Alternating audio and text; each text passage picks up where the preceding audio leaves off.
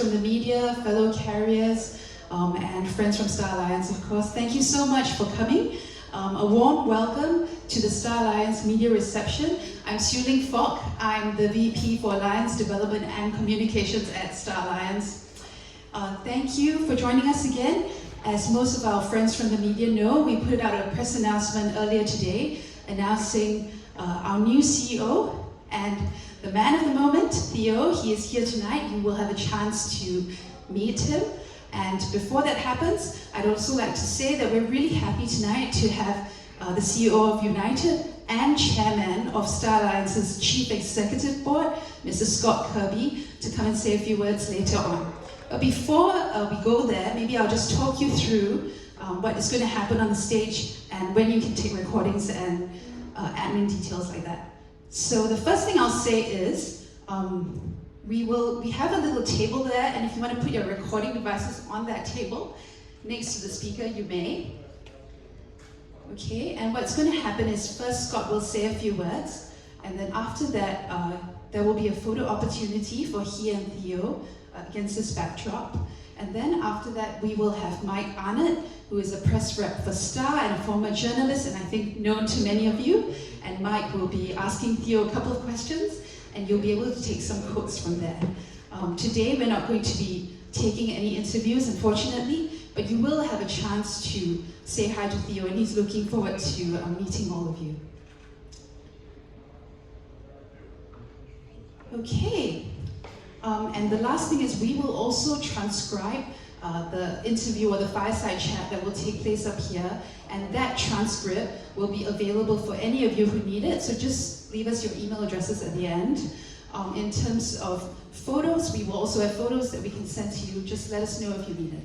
Okay? And thank you. Without further ado, I'd just like to invite Scott Kirby up on stage to say a few words. Thank you. Thank you. And thank you all for joining us. Have you enjoyed the conference? It's been really good. So it's great to be back in person with people, with a big group here at the conference. It's important to all of us in aviation. It's pretty clear that being together with people is 1,000 times better than trying to do these things virtually, which is good for us. So it's my honor to welcome Theo to the Star Alliance. We're really excited to have him and to take the Star Alliance to the next level. We are already the leading airline alliance around the globe, with the largest, most comprehensive network and growing rapidly. I mean, just recently you can see a few airlines. United is, of course, I'm biased. United is growing faster than any airline in history has done. Lufthansa, just got a deal done to establish a presence for us with ITA in Italy. Air India, newly reinvigorated, growing airline to connect that country to the rest of the world.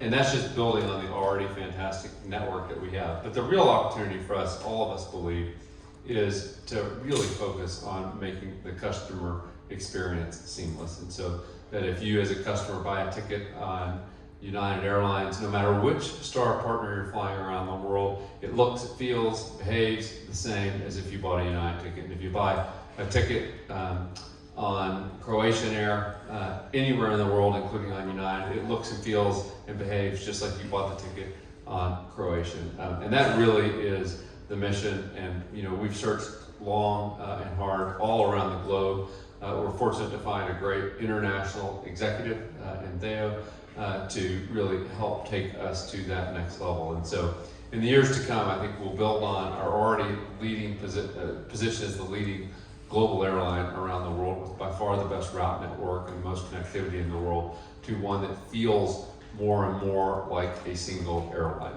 instead of a lot of airlines under the umbrella of Star, that we feel like a single airline. And that's the mission. We're excited to have Theo on board to do that, and I have high confidence in his ability to do that. So congratulations to all of us, and welcome to you, Theo. I think you're going to come up and take a couple of pictures. This is the important stuff, picture day.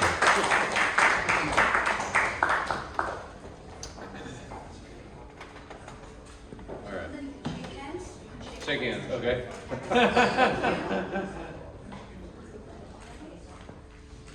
the model maybe. We got another one coming. Okay. We got another coming. It's still, it's better. Yeah. Make it better. So, please look at the camera. 1 minute. 1, 2,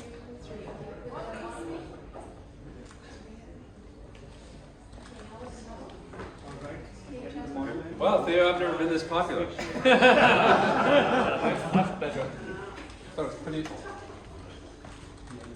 This is what we need. Yeah, we'll go down.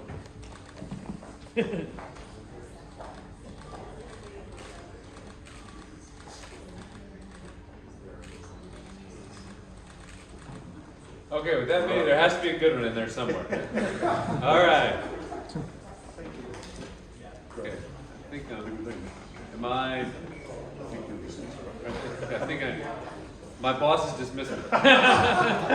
Thank you so much. Thank you. Thank you, everyone. Thank you. Thank you, Theo. Okay. All right, and you've met him now, the man. Theo Panagiotoulias, our new CEO. And now, here to have a few words with him is Mike Arnott. I mentioned he is a press rep for Star and also a former journalist, and I think a friend of many of you. Mike, you can come on. And Theo can come on to the stage. Thank you. Thanks, Suling. All right, Theo, a fireside chat. Oh, yeah, that'll be fun. So congratulations, Theo, on being named the CEO of Star Alliance. We're going to do some hard questions, but let's do some of the softer questions to start. I think it'd be helpful for everyone to know about you, Theo, the person. So tell us about yourself. Where are you from? Where'd you grow up? So I am a Melbourne boy from Australia. I started off in the travel industry in Australia, and then I spent 15 years across various countries with American Airlines, Singapore, China, Japan. And then after that I joined Sabre Corporation, and I was with them for a couple of years in Singapore. And then I had a wonderful career at Hawaiian Airlines most recently, where I was there for 9 years, 5 of them in Honolulu and another 4 in Japan. So I've been around a little bit, but I am an Aussie boy through and through, with very proud Greek heritage. You speak Greek.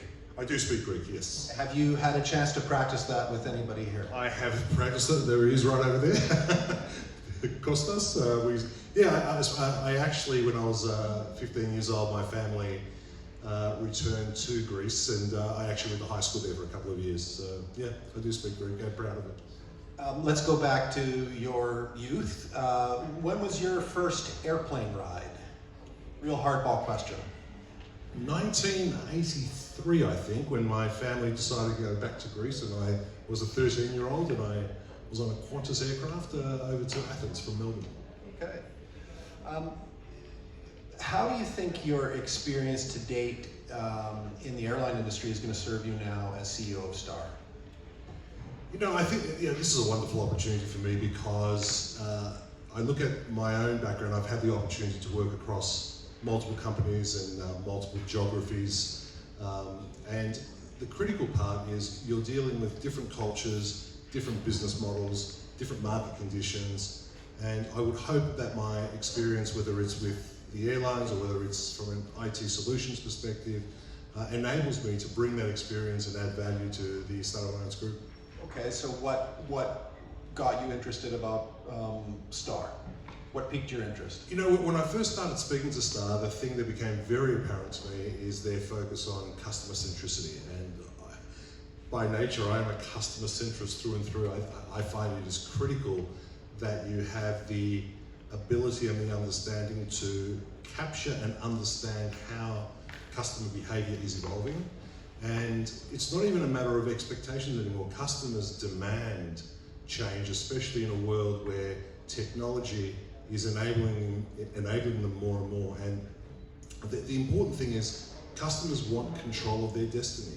And when I was talking to Star Alliance and they were expressing to me their vision of customer centricity and making sure that we are taking advantage of technology, digitalization. And when we talk about digitalization, I'm not talking about taking a manual process and automating it. It's much deeper than that. It's about business process change. It's about overhauling and aligning with what customers are demanding.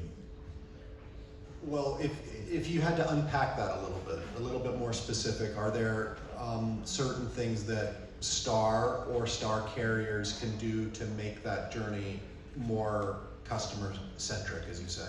Yeah, absolutely. I mean, it's an ongoing, evolving situation. I mean, if you look at a customer's journey, you know, from the moment of making a reservation all the way to the final destination, there are so many touch points that we have the opportunity to enhance the customer experience, make it more seamless, and quite frankly, travellers want and demand as much control as possible over their journey. And so that focus of enabling customers to have that control and make it as seamless as possible in the years to come, I think that is right on the money. That's exactly where the focus needs to be. And if you get that right, that's where the airlines more broadly, all our members will get full benefit from. So a lot of reporters in the room will have thought about the question of the relevance of alliances in today, for today, especially in a world where there are many joint ventures. In fact, many Star Alliance carriers with non-Star Alliance carriers doing joint ventures. And that trend is likely to continue. So how relevant is an alliance today? Yeah, I've been asked that question a couple of times. I think that alliances are still very relevant.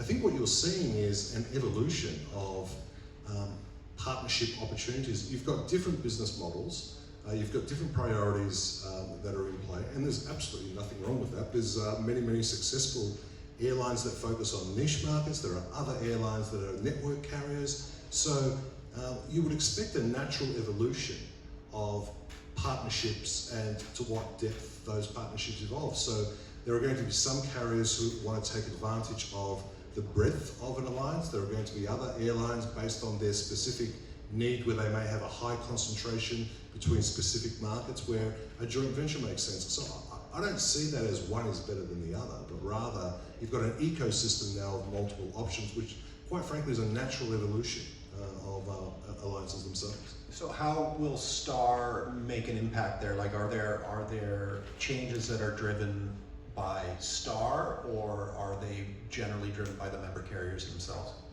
I think the changes are driven by the market actually, and the member carriers are seeing those changes in the market, and they are evolving accordingly. So I think what you'll find is our member airlines are looking at what is happening in the market, and they're looking for opportunities to collaborate, whether it is with one or two specific carriers on a much deeper basis, or taking advantage of the breadth of the network, which Star Alliance is the leading alliance in that regard, and utilising it from that perspective. So I don't see this as a one's better than the other. I see it as carriers taking advantage of the multiple options that the alliances offer based on their own specific needs. So there's many initiatives that Star has undertaken in the past couple of years. Biometrics, intermodal, partnership with Deutsche Bahn, a credit card in Australia, the resumption of the London Heathrow connection service. What of those initiatives did you find to be interesting when you got the Star job? So, admittedly, I haven't got a deep understanding of all these things yet because I've only been in the job a couple of days, but they've all got something consistent, and that is there is a clear, the member carriers of Star, and as Star as the group representing them, are identifying trends in the marketplace and digging in deeper. So intermodal was the one that caught my attention. Having lived in a place like Japan for many years where they have a wonderful extensive bullet train system network, I look at that and say, wow, there's a great opportunity there for something like that. Now, how does that evolve and how do you take advantage of that? I'm not sure yet. But the intermodal for me, especially when you look at the priorities of the general community, is something that I think has got a lot of opportunity moving forward into the future. So what I love about that is we're seeing a divergence into other space that is very complementary to the aviation industry. And the last question, do you have a status match now for Star Alliance Gold? Are you automatically Star Alliance Gold now that you're the CEO? I hope so. I haven't been notified of that yet, but I'm assuming that they'll let me know shortly. Yeah, you can put in a good word, I think, for I yourself. certainly will, yeah. Good. Well, thanks everyone for attending tonight's cocktail. The fireside chat is complete. Obviously, everyone will have an opportunity to have more drinks and an opportunity to say hi to Theo in person. Do we want to do the airplane giveaway now? That's 6:30. Okay. Well, good news. There's an airplane that's being given away, and it's beautiful. So we'll do that at 6:30. Can I have one too? Thanks, Theo. Thank you. Appreciate it.